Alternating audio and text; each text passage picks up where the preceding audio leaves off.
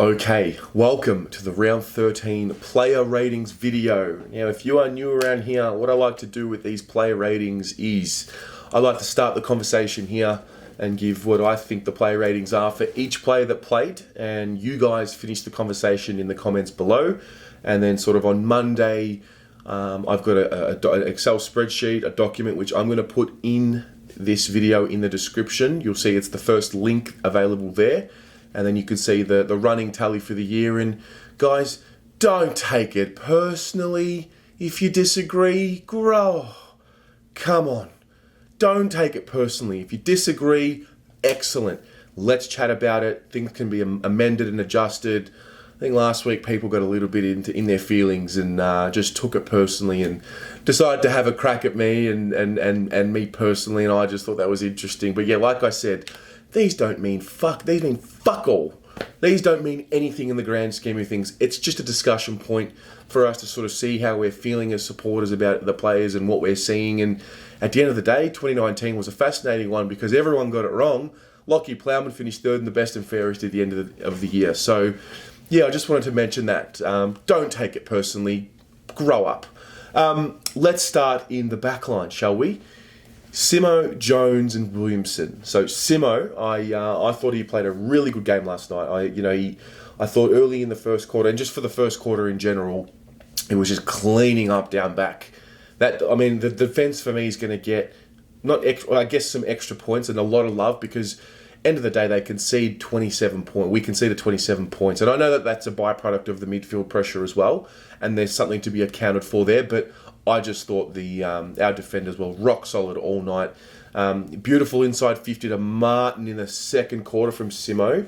12:50 to go. Sorry, that was the first quarter. What a tackle that he laid in the second quarter. 7 minutes 25 to go. It was phenomenal. And then a beautiful intercept mark on the lead, third quarter. I mean, these are just moments that I've pointed out that I've just noticed. The intercept mark on the lead, minute 15 to go in the third. The ball was coming back quickly into Gold Coast's forward 50. I believe it might have been after a Jacob Wiedering turnover. But that was phenomenal. And I thought Simo was great for us. I gave him an 8. I thought he was really, really solid. And we move on. Liam Jones. That might have been his best game for the year. Yeah, he played with a spirit. He played with an energy and a cleanliness, and the kicking was beautiful last night. You know, what a mark in the first. He ran into Plowman. I thought, my initial reaction was, oh my fucking God, he's knocked himself out. And I was a little worried, but, you know, up he got, and that was incredible to watch. And that's one of those moments where you say, this was what makes our game so great, the bravery of our players. I thought he positioned himself well. I thought he had a great first quarter overall to set it up, you know, intercept marking, second quarter as well. He had that chase down tackle on Ainsworth in the third with 11 minutes 40 to go, which I thought was phenomenal. And for me, that's as good as he's played all year. I gave him a 10. I thought I couldn't wait to give him a 10 because I haven't felt like he's been at his absolute premium all year. And I look forward to when he plays like that so I can reward that for me. So I gave him a 10 out of 10 because I'm looking at standing in the team, role, and how did you perform the role. And I thought he ticked all the boxes last night. So I gave him a 10. Willow, another one who was just cleaning up down back. He looks so settled in the side, and it's so good to see. He attacks contests with an aggression that we're calling for before the season started. We needed it, and we've got it in him, and he's a guy that you know we're going to persist with, so I'm stoked for him. A bit of a lazy push in the back in the third quarter, 7 minutes 30 to go, didn't need to do it. There was a key, though, right after. This is what he does every week. He might make a mistake, but then he sort of has that character within to want to rectify it. He kept his feet in with 2 minutes to go in the third quarter. It was sort of a ball that was about to go out of bounds, and it was one-on-one, and he kept his feet and got the clearance, and it was the thing that he hadn't been doing over the last few weeks because he just seemed to be falling over a lot, and I thought that was great. You know, he's a guy, and I say this every week, he's had, if you look at it, he's had 7 touches. I just feel like he impacts more than that. I felt like he had more of the ball. Like I saw possessions where it was just dashing run and in a side that we're not getting a lot of run out of defence, from Samo and guys like that, I think he provides a little bit more of it, and he's going to get better at that. So I gave him an 8 for his game. I looked at it sort of similar to Simo's game. I thought he was fantastic. Half-back line, Doherty, Wiedering and Plowman. Doherty, what a mark in the first quarter, 14-18 to go. How the fuck it wasn't paid, I'll never know. I'll never know how that mark wasn't paid. He looked lively. I thought his first half was solid. Not outstanding. I thought there were guys that were playing better than him, but I thought he was really good.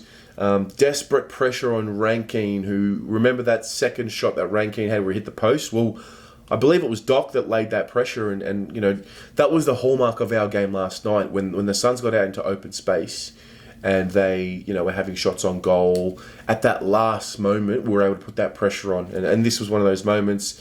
End of the game, he's ended up having...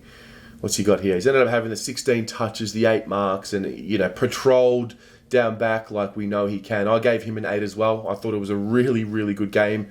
Weeders, he got pinned for holding the ball in the first quarter, 14:40 to go. It was an interesting one I saw, and I was like, oh, that's unlike him. He usually does the right thing in those contests. He almost had too much confidence with how much patience he had. But anyway, I thought, his spoiling in the first half in particular, in all game, was phenomenal.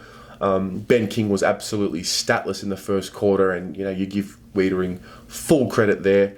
Ben King actually had 1 handball and not a single mark in the first half. It was a complete bath, and as I've been saying over the last few weeks, our young boys are now starting to move into their careers to a stage where, like guys like Wiedering, who at the start of his career he was just the youngest defender in the comp.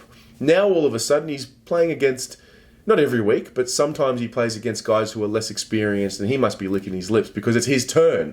It's his turn to show the body strength, and he just, every time King went near the ball in the air, Wiedering was able to just edge him under it and then just win the battle. He dominated him, and fair play to Ben King, great talent. A bit of a worry at the start of the game because we know that Max King gave Wiedering some trouble, and they've got similar traits, and you just know Max and Ben will be on the phone to each other talking about what to do on Wiedering. So I thought that was great from Wieders. He had a handball turnover, Wieders, in the third, 1:30 to go, and it was just like, that's not like Jacob. Like, come on. I mean, it doesn't take... I didn't feel like it took much away from his game, probably because we won the game. And so for me, I mean, you look at who he played on, you look at the way he dominated that game. I thought Jones and Wiedering were our best defenders on the night, so I gave them both 10s. I gave Wieders a 10. The manner in which he smashed Ben King was phenomenal. So well done to Wieders. Plowman, I noticed him at the start. As we know, he takes those ridiculously daunting tasks. I saw him on Rankine a lot in the first half in particular. Made a strong spoil in the first quarter. Beautiful inboard kick to Murphy, if you remember, in the first with 13 minutes and 6 seconds to go. He got caught out for Rankine's mark and goal inside 50 in the second. It was hard on him because it was 1-on-2. I don't know where the second Carlton defender was, but Plowman found himself in a 1-on-2 situation, and Rankine just had the positioning there. So Rankine ends up getting that goal. There was a moment where Plowman was left wondering a bit for Lemon's mark and goal in the second, and that was probably the one where I thought, I think he needed to be better positioned there. And this was in a situation in the game where the Suns had kicked their 2 goals in a row in the second, and I never really worried, but it was just kind of like, how frustrating. We've been dominating them. So there was that. A beautiful one-hand mark in the third quarter, 9 minutes 20 to go. Unfortunately, there was a turnover kick straight after that. And then a beautiful mark I noticed in the fourth quarter with 13 minutes to go. Now, I rated him as a 9. I thought he was a level below Jones and Wiedering, but a level above Simo, Williamson and Doherty by the fact of who he played on. Rankine had 1 goal, and I thought he was solid. So Plowman, I thought he was really good, and you got to notice him in contests. You got to be looking out for him a little bit more. I've really learnt to watch Lockie Plowman's game, and he's solid. Solid defenders are crucial for premiership teams, and I think he's a very, very important player for us. In the centre line, we've got Cottrell, Cripps, and Setterfield. Cottrell, he was statless in quarter one, the young fella. He struggled. He had one in the first. I'm not sure how many in the second. I think he might have had 2 in the second. And there was not a good kick in the third with 12 minutes to go. Turnover kick. Another one in the third, 7 minutes to go out in the fourth. I found myself writing a note here just saying he's just not at this level. Maybe that was just for last night. The thing about him, though, is he's a goer. He is a goer, and those are the traits that you want. He ends up having the 12 touches. He goes at 40%. He didn't use the ball well, and some of these skill errors were just basic. And, in a game like Collingwood, they're going to make us pay. And so that's probably been the thing about his game that is what I thought would happen. And the hallmarks of what I've seen are a guy who's committed, absolutely committed. He's got effort, ticker, endeavour, fitness, endurance, all of that. But it's the polish. And will that come with games? I hope so. But I think he just puts himself in that situation where it's like, hey, if Cunners is fit or Kennedy's fit, I think they will come in for him. But that's okay. I gave him a 4 for his game. I think I'm going to give him a pass mark because I'm talking about his standing in the team and in his career. So I don't know. You guys finish that for me. I'll set it as a pass mark, and then it's semantics. It doesn't really matter, but I'll set it as a pass mark, and you guys go. I just felt like some of the turnovers were just not good enough. But I don't know. I found it just a bit too much for me. Anyway, moving on. Cripper, he was solid at stoppages. He looked like just a man-child out there. No one was big enough to go with him. He had 7 in the first quarter. He started off well. I thought he got the balance between, when to handball and when to kick it out of congestion right last night. Ends up having the 13 kicks and the 10 handballs, but I thought he got the balance really well. There was a moment in the second, in the 14 minutes to go, he gets pinned for a high tackle, and in capitals I've got here, how the fuck was that a high contact? And just a terrible decision. But anyway, I thought he had a really great second quarter. In particular, I thought it was a little inspirational, and I found myself at halftime writing, he's back. And he's back, and he sure was, and he let it be known after the game when he was screaming, the Blues are back. He had a couple of shots on goal. Probably the second one after the siren was the one he probably should have kicked. And I think he needs a goal. He needs one just to release the shackles and release whatever's going on in his head. It's so good to see him happy. This time last year, he was talking about how he was just mentally exhausted because of the pressure and he wasn't sure if it was going to turn around. And, he's playing in a side now where there are so many contributors around him that he doesn't stand out. He's just one of them. And it's so good to see. So good to see. I gave him a 9 for his game. I thought he was excellent last night. I thought the last 2 weeks, I think he's starting to really click and bring on Collingwood. He loves playing Collingwood, and they've got nobody to go with him. Not one person. So I think he's gonna fucking really get up and about for Collingwood, and I'm just so happy for him. So I gave him a 9. Setterfield, his inside 50 kick to Gibbons in the first quarter, 7 minutes 40 to go, was just crafty. He had 7 in the first. Great at stoppages to get us clear. His ability, when the ball is in congestion on the ground and there's players around, his ability to literally just pick the ball up and move it into whoever's hands it needs to go into next was great. Absolutely great. Loved his game. He's like I said just now with Cripps, Setterfield's one of the others who have just lifted his game. I thought he was great. I gave him a 9 as well. He's lifted his game. He has impactful possessions when he's playing well like last night. The way he gets clearances, and what did he have in the end with clearances? He had 5 clearances, which was equals second in the side to Cripps, who had 8. I probably should have mentioned that with Cripps as well. But Setterfield, 5 tackles and 3 marks, 10 contested possessions out of his 23. Didn't use the ball particularly well. 56% disposal efficiency, and And that's why I was mindful of giving him a 9 next to Cripps's 9 as well. But I still believe that Setterfield, given his standing in the team and where he's at in his career, deserved that. So I gave Setters a 9 and I enjoyed his game. Half forward line, we've got Gibbons, Casbolt, Fisher. Gibbo, he's back. He probably had 2 down-ish weeks over the last fortnight. No, last week was solid. I think the week before was his poorest game of the year. Let's go through it. Crafty kick in the first quarter, if you remember, he just got that ball moving forward. And what he's able to do, you can just tell he's a smart footballer. He knows what to do in an uncertain situation. And I think that's a real hallmark of his game. His moment arrived in the first quarter, 9:45. He missed his shot on goal, and then he kicked the goal right after that. So all was redeemed. Strong mark in that second quarter as well. 2 minutes to go, and he kicks his goal. He kicks his second goal. He kicks his second goal for the half. He has 11 and 2 at the half, and we're talking about an unbelievable game for him. On his left, he ends up with, like I said, 11 touches, 2 goals at the half. He ends up having 19 touches, 5 marks, and 2 goals. And that's as good as he's going to play for us. That's as good as we need him to play, and that's as good as he's going to play. A midfielder / half forward who kicks goals, gave him a 10. Absolutely gave him a 10. No one's taken that away from him. So I thought he was great. Levi was next. I thought he was strong. When he went into the ruck at times, I thought he was strong, but he didn't play much in the ruck at all. Just more so, I noticed it when the ball was forward, for example, and there was a boundary throw in. So I noticed that. I like him playing as a forward. I understand him having ruck minutes is good for him because it gets him involved in the play. But for me, when he can just focus on his forward craft and not tire himself out by going into the ruck, I think we get a better return from him.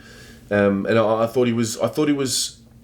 Having said that, he probably needed to hit the scoreboard. He didn't kick a goal for the game, and that's probably something he needs to do if he's going to play with these mix of tools. He needs to be playing forward and kicking at least a goal or 2. So for that reason, I gave him a 7. But I thought he competed well. Nothing to potshot him. I just didn't think he had as much of an impact as some other guys. So I gave him a 7. Fish, oh man, this kid. Oh my goodness. It's a relief. It's a relief, and I'm so happy for him. As I've said, he played a little bit up the ground. I noticed he had 3 in the first. There was a pivotal moment, which I thought was a pivotal moment in the development of his career, right? Because he's traditionally been known as a smaller body type, and how's he going to go? He gets bumped off the ball is the notion. And I thought in the second quarter, 11 minutes and 7 seconds to go, he went hard and low at that contest. I forget who was the Suns player that was in that contest, but he was bigger than Fish, and I thought it was just a big sort of tick. Grouse, great young man. That's your next step. And I thought he took a few of them. Unbelievable run.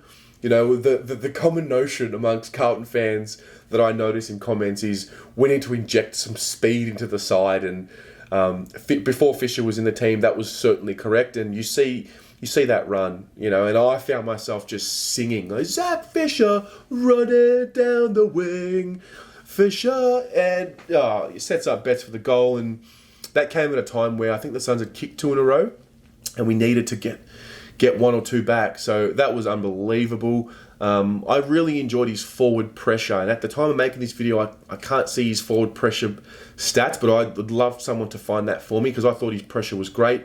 I think he's really embraced that forward role. He's just so clean in traffic, and I had a note here that said in capitals, we need him in the side every week. He roves packs well, he reads the play well, he makes quick decisions in traffic, and he sets up other guys. And I made the comment throughout the week, I'm looking forward to seeing him and Martin and Gibbons in the forward half of the ground, for many years to come. And, I'm just so relieved for him and happy for him. And I'm happy that, we looked at that 2016 crop, and I think Fisher's playing like a guy who's definitely taken that step forward. So that's exciting for me. And I gave him a 10. Look at his stats. I mean, I don't expect him to be getting 20 because he's playing in that forward-ish role. And he's had 21. Didn't hit the scoreboard, so maybe we need to, give him a challenge there to hit the scoreboard. But 21 touches. I thought he used the ball well. Was it 67%? And so I gave him a 10 for his game. Just some of the things he did were freaky. So happy with him. Full forward line, Eddie Betts, Mackay and Martin. Eddie, beautiful inside 50 to Harry in the first quarter. 12 minutes, 12 to go. Unfortunately, Harry misses. Inside 50 on the left to Gibbons. 10 minutes, 8 to go. Unfortunately, that's the one that Gibbons misses. He looked lively. It was Indigenous round, and he's the... I dare say he's the Indigenous leader of the AFL community. I think, it's sort of gone like Adam Goods really was that leader. And I think when he left the competition, we might have had a year or two where I'm not sure if we had a strong leader like that, but I just think Eddie's really slotted in there. And he set up Harry's shot on goal in the second, 11:30 to go. The craftiness. There was that moment in the second. He's dribbling the ball around and he's, tapping it in between his defender's legs, and he misses a shot. The forward pressure on Powell's kick. 5 minutes, 5 to go in the third, and Powell kicks it out in the full. That won't get spoken about, but that's pivotal. And the only thing about his game was he dropped so many marks. He dropped so many marks. It's a frustration because it's like, well, A, he's better than that, and B, he was really primed for a game where he probably deserved 3 or 4. He set some guys up early in the game which will be forgotten about because they missed their shots on goal. But I thought he was great. I thought he was really good apart from the cleanliness, and I have punished him a little bit for that. I gave him a 6 for that because I thought, he's had the 10 touches and a goal. So he sort of passed his test of what he does for the team every week. The forward pressure is part of his job, so that's what he gets a pass mark for. And I thought it was a little bit better than a pass mark, and he could have had an 8 or a 9 or a 10 easily if he just didn't drop some of those marks and potentially kick a couple more. So I gave him a 6 for his game, and I just love seeing him happy and playing in a side that's playing well, and I just love the guy. So there's that. Harry, there was a poor kick turnover in the first with 3 minutes to go. A long shot on goal. He just didn't make the distance, which was disappointing, but a good shot. He was too big in a contest in the second quarter with 11:40 to go. He drew the free kick and he kicked the goal, and that was impressive. It was exciting, and that was the thing I was thinking about him with his matchup on Sam Collins, that he's just too big for him and long, and he's going to trouble him. He drops a mark. 9:50 to go in that second. And I found myself sort of saying, come on, Harry, come on, have the game that this is set up for you to have, A shot on goal in the fourth quarter again he missed. And by the end of the game, I said to myself, he should have 4 or 5 goals the way he played. But I thought he dominated in terms of the contests and all of that. He just didn't get that reward. He kicks 2 goals, 4 for the game. He could have easily had a 10. All he needed to do was probably kick 2 more. 4 goals for the game, and we're talking about as good as we can get from Harry. I gave him an 8 for that reason. I thought everything was great, just apart from that end product at times. So things to work on, but he it was the second game back, and that's something I've been talking about with him. He's been in and out of the side all year. That first week back after being out, he sort of struggles a bit, doesn't read the ball as well. That second and third week and onwards, he plays a lot better, and I'm excited for him this week against the Pies. Really, really am. I think he can really hurt them. So that's that. Jack Martin. Jack Martin. Come on. Are you fucking mad? This guy is unbelievable. First quarter, pins a guy holding the ball. 15 minutes, 10 to go. That set the tone for the game. He was up and about, winning the ball up the ground. I thought that would play him a little bit more in the forward pocket because of the calf, and I didn't know if he sort of rushed himself back a bit to get up for this game because it was Indigenous round and it was against his old mob, and there was a little bit of that for me in my head, but nah, he's fine. He's fine. He leaned back on his shot on goal in the second, 12 minutes, 20 to go, and he missed it. Thought that would have really capped off his game. Beautiful kick on the left to Levi in the third, 14 minutes, 17 to go, and I just found myself throughout the entire game just saying, he's up and about here. He's ended up with a 21. I think the impact, he had 85% disposal efficiency, 74% game time, which was interesting.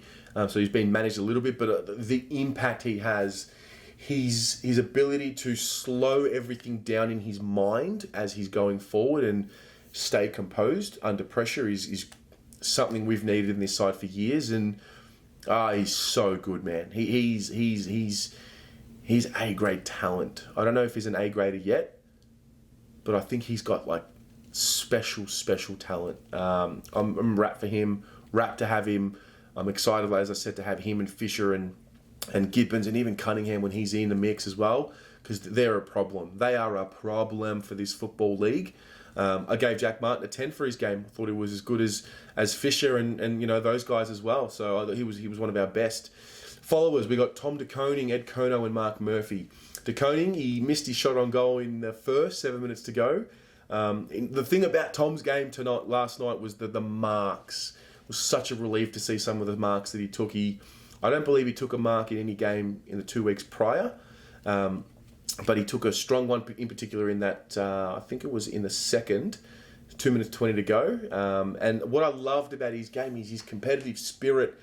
Dare I say it? He plays like Matt Cruiser, you know, in terms of he runs and jumps and he applies tackle pressure. And I remember when I chatted to him last year and I looked at him and I was like, you're here learning off Cruiser. At the time, Matty Lobe, Andy Phillips. Now he's got Pitternet, you know, that he's learning off, and he just seems to be taking a little bit from each of them. I think he really applies himself around at stoppage with tackle pressure and all of that.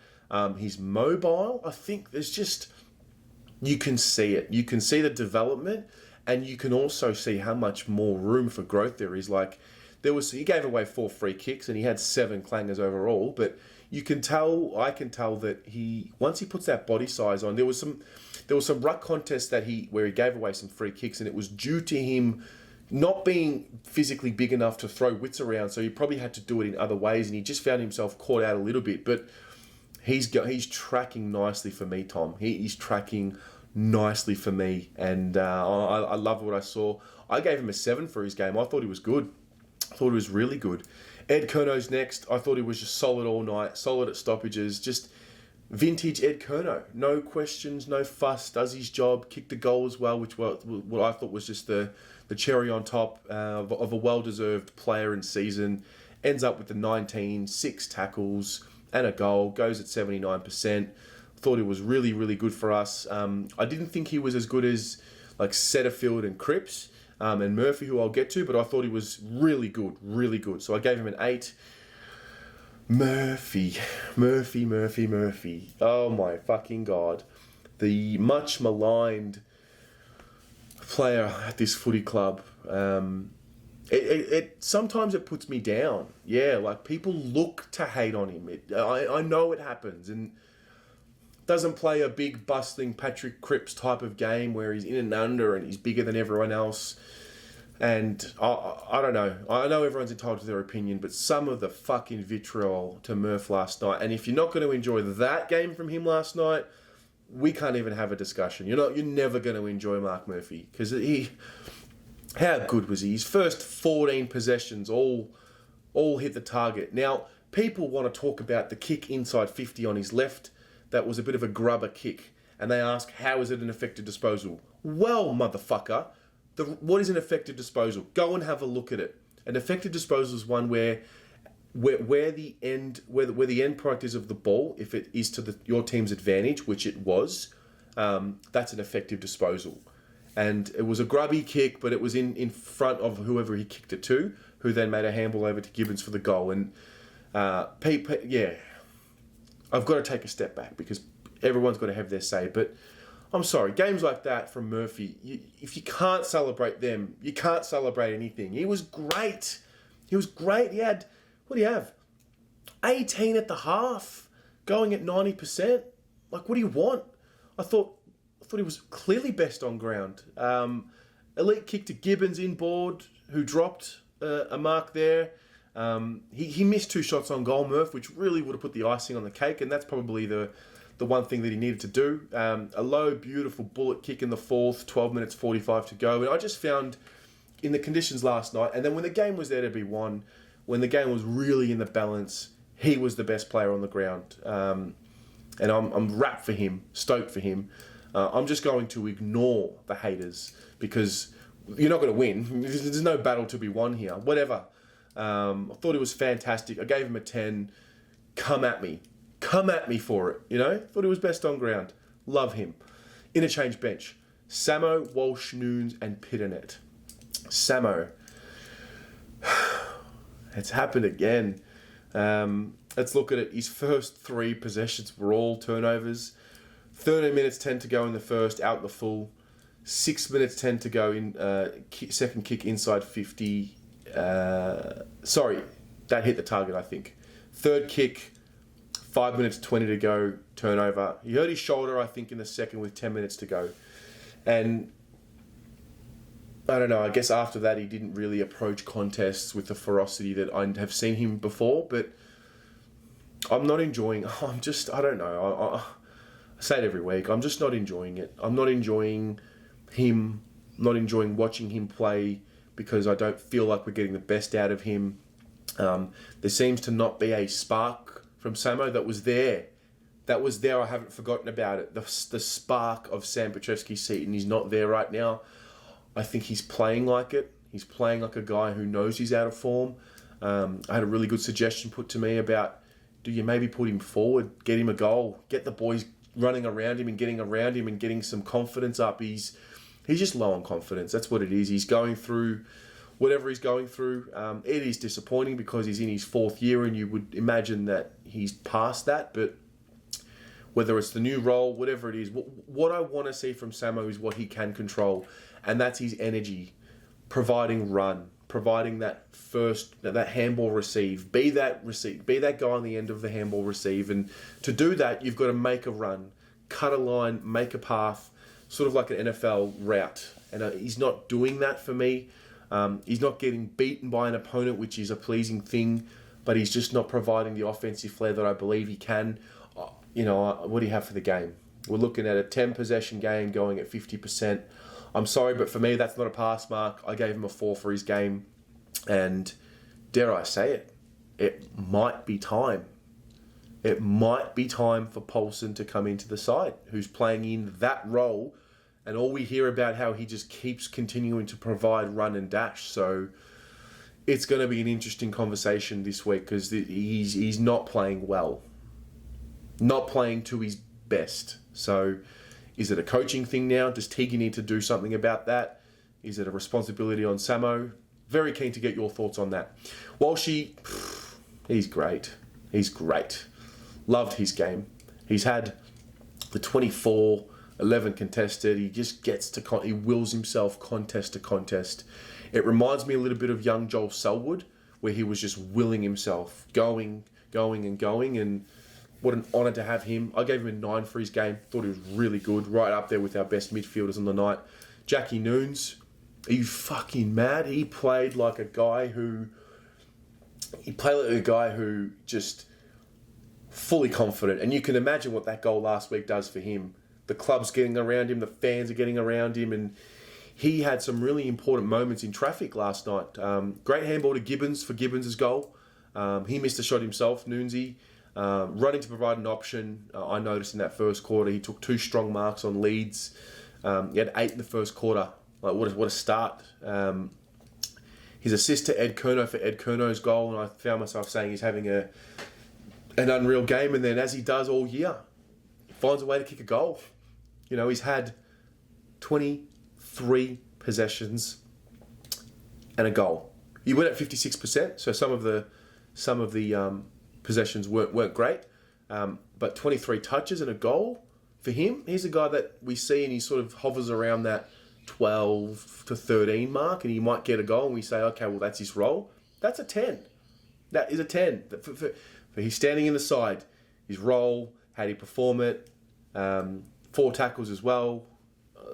Loved his game. That's a 10 for me. And finally, Mark Pitternet, I liked he really played with that aggression, and he really matched it with Wits in the ruck. And I thought we got that match up right, the 2 rucks versus Wits. I think that's something we'll look to do against Collingwood as well.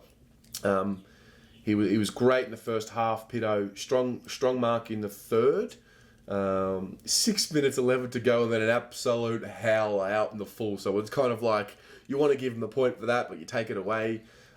Huge tackle after he lost the ruck contest to start the fourth. It was the first ruck contest in the fourth. If you can, go back and watch the fourth quarter, just that first ruck contest. Clip that video.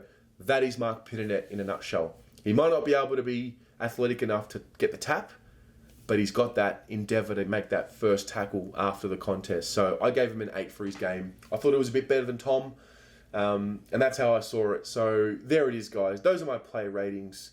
I love doing them after a win. They're the best. As I said, if you disagree, no worries. Let's talk about it. I love it. Love the conversations in the comments. I will make adjustments if need be. I will announce them on the show on Monday. I made a few last week to Crips and to Noons, and that's because of your feedback. So if you have feedback, don't be shy. Put it in there. Just don't go personal. I haven't lost the plot, mate. So anyway, I'm loving it. I hope you guys are enjoying it, and I look forward to soaking it all up today on this glorious Saturday afternoon. Have a great one. Stay safe, you Melburnians, and go the Mighty Blues.